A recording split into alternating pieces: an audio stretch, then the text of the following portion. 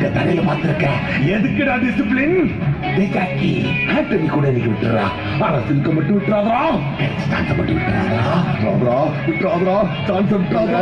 என் பையன் வேற போன் பண்ணிட்டான். அவன் கிடக்கிறான்டா மயிராண்டி. அவருக்கு என்னடா தெரியும் சில்கோட அருமை. சான்ஸ் விட்டுறாதா எருமை. கூப்பிடுறாளே. சான்ஸ் விட்டுறாதா.